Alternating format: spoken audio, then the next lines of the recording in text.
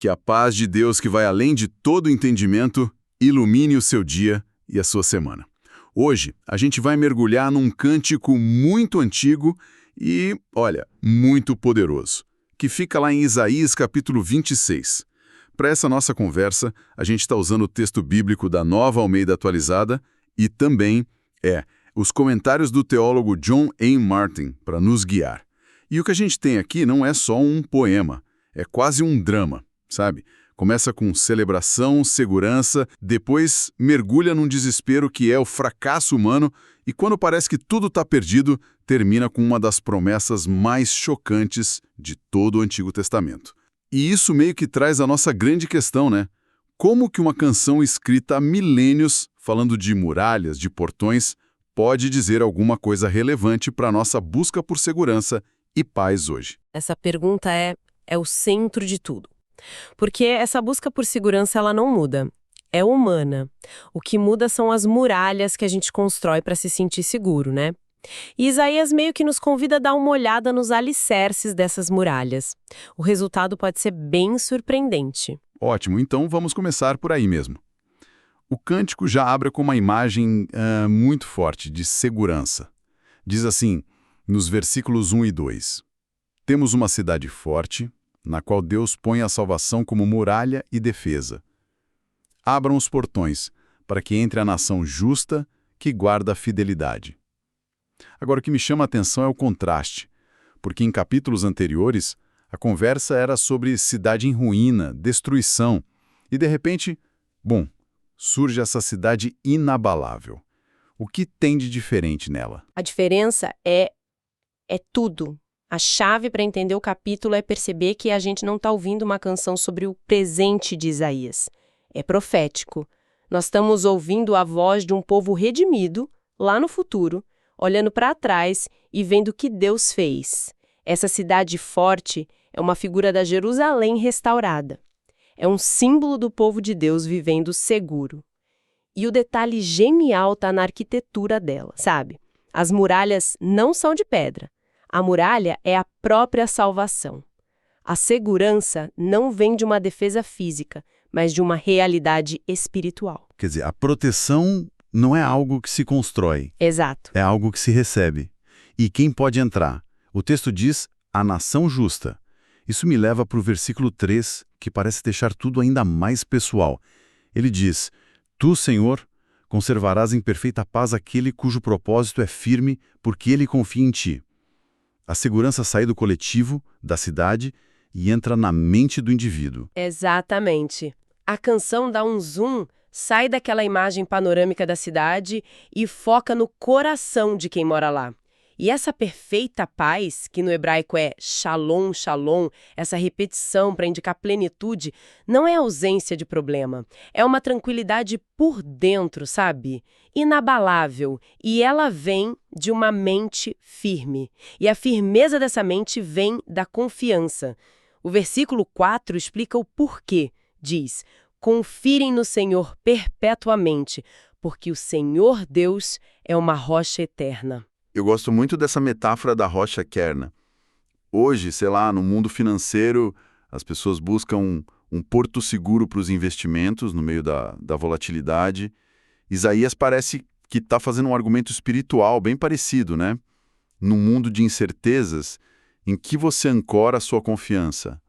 É em algo que pode rugir ou é em algo eterno? É exatamente essa questão.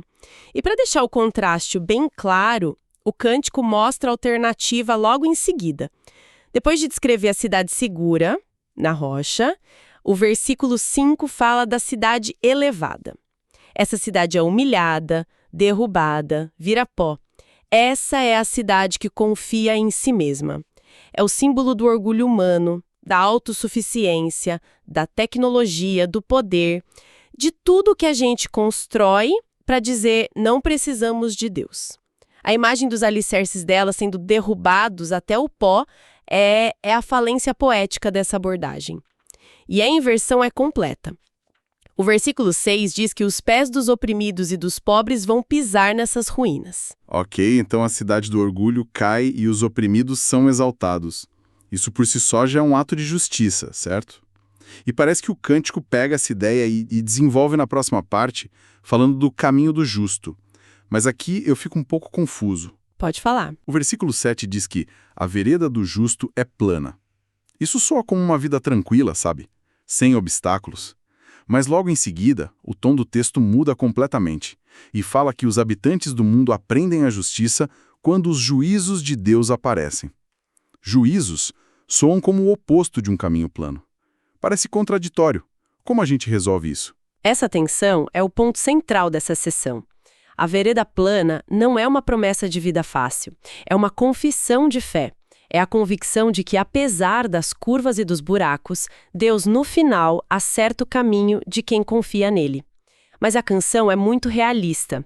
Ela reconhece que a humanidade, no geral, não aprende justiça em tempos de paz e prosperidade. O versículo 9 é brutalmente honesto. É quando os juízos de Deus atingem a terra que as pessoas aprendem o que é justiça. Muitas vezes é só na consequência, sabe? Na crise que a gente acorda para a realidade. E o versículo 10 dobra a aposta nesse realismo. Diz, ainda que se mostre favor ao ímpio, nem por isso ele aprende a justiça. Na terra da retidão ele comete a iniquidade. Essa é uma ideia bem pessimista, não acha? A gente gosta de pensar que a bondade, que a graça podem mudar as pessoas.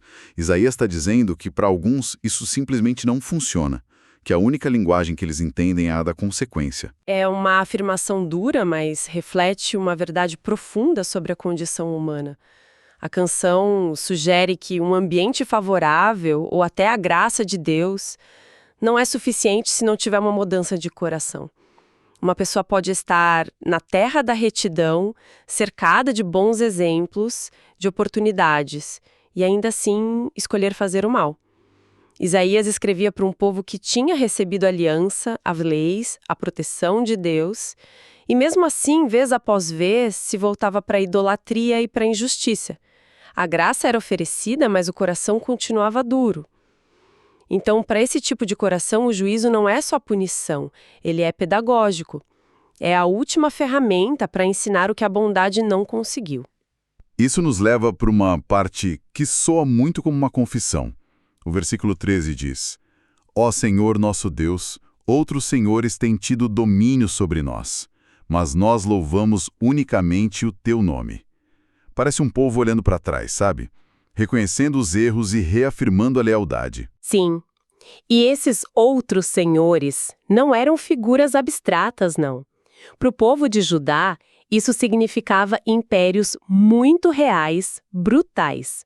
Como a Síria, a Babilônia, eles dominaram, exilaram, impuseram seus deuses, sua cultura. Então essa confissão tem um peso histórico e emocional enorme. É o povo admitindo, nós servimos outros mestres. Fomos leais a outros poderes, mas agora a gente entende que só o teu nome merece louvor. E o versículo 14 decreta o fim desses opressores. Eles estão mortos e não voltarão a viver, em contraste com o povo de Deus que sobreviveu. E é depois dessa confissão que a gente chega na imagem que, para mim, é o fundo do poço emocional do capítulo. Versículos 17 e 18. O sofrimento do povo é comparado às dores de uma mulher em trabalho de parto, mas com um resultado devastador. Estávamos grávidas, nos contorcemos e demos à luz o vento. Essa imagem é uma das coisas mais brutais que eu já li. A sensação de passar por toda aquela dor, aquele esforço para não produzir absolutamente nada. É de uma futilidade que esmaga. É a imagem da futilidade absoluta. Descreve a angústia de Israel. Talvez seja uma referência profética a um tempo futuro de grande crise, que a gente conhece na teologia como a grande tribulação. Nesse cenário, todos os esforços deles para se salvarem, sabe? Estratégias políticas, alianças militares, revoluções, tudo foi inútil. Eles sofreram, se contorceram, trabalharam muito, mas o resultado não foi libertação, não foi salvação, foi vento, vazio. É o reconhecimento de que, com a própria força, eles não puderam produzir a própria salvação. É o ponto zero da esperança. E é exatamente por isso que a virada no versículo 19 é tão chocante e tão poderosa. Do desespero de dar à luz o vento, o texto salta para Os teus mortos viverão, e os seus corpos ressuscitarão. Despertem e cantem de alegria vocês que habitam no pó. A terra dará à luz os seus mortos. De um parto de vento para um parto de vida vinda da morte. O que está acontecendo aqui? Aqui é o clímax da esperança na canção. É a resposta de Deus à futilidade humana. Onde o esforço humano produziu vento, o poder de Deus vai produzir ressurreição. Este versículo é uma das afirmações mais claras, mais explícitas sobre a ressurreição em todo o Antigo Testamento. E isso é notável porque, embora a ideia de vida após a morte existisse, uma afirmação tão clara sobre a ressurreição física, de corpos que voltam a viver, é algo raro e incrivelmente poderoso para essa época. É a confiança de Isaías de que a morte não tem a palavra final para o povo de Deus.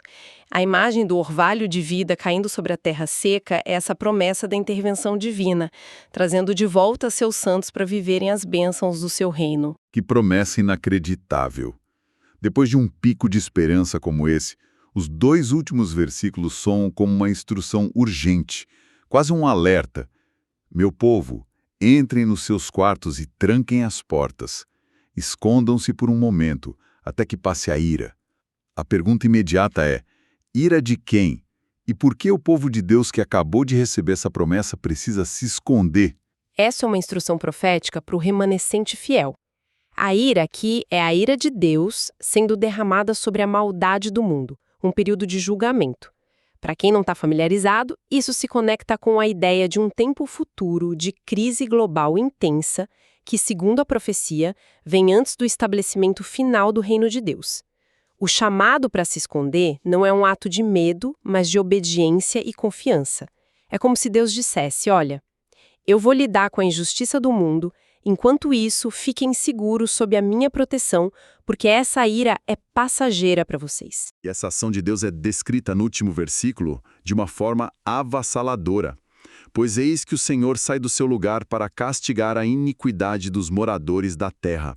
E termina com aquela frase: a terra deixará aparecer o sangue que embebeu e não encobrirá mais aqueles que foram mortos. Isso é definitivo. É a conclusão poderosa de todo o argumento do cântico. É a justiça final e completa. Essa imagem da terra sendo forçada a expor o sangue dos inocentes é uma metáfora para a prestação de contas final. Significa que nenhuma injustiça, nenhum crime, nenhum ato de violência, por mais secreto que tenha sido, vai ficar escondido. Tudo que foi encoberto será revelado e julgado. É a garantia de que a história não termina no caos ou na impunidade, mas na justiça soberana de Deus. Então, que jornada! Este cântico nos levou da celebração de uma cidade segura em Deus, passando pela dura realidade do juízo, da futilidade humana, e aí explode na esperança da ressurreição e culmina na promessa da justiça final. Exatamente. No fim das contas, a canção apresenta 2 formas de viver. 2 cidades, 2 destinos. De um lado, a cidade elevada do orgulho humano, que confia nas próprias muralhas e termina em pó. Do outro, a cidade forte, cuja muralha é a salvação de Deus e a segurança está na rocha eterna. Uma aposta termina num parto de vento, a outra em vida que renasce do pó. A escolha fundamental que o cântico nos apresenta é sobre onde a gente deposita a nossa confiança. O cântico de Isaías 26, então, nos força a olhar para as nossas próprias cidades e muralhas. E o capítulo termina com essa imagem poderosa da terra revelando a injustiça que foi escondida. Isso nos deixa com uma pergunta para reflexão. Em um mundo onde tanta coisa parece ficar impune, onde histórias são enterradas e vozes são silenciadas, o que significa viver com a convicção de que pode haver uma prestação de contas final, um momento em que, de fato, nada permanecerá oculto. Deus abençoe todos os ouvintes.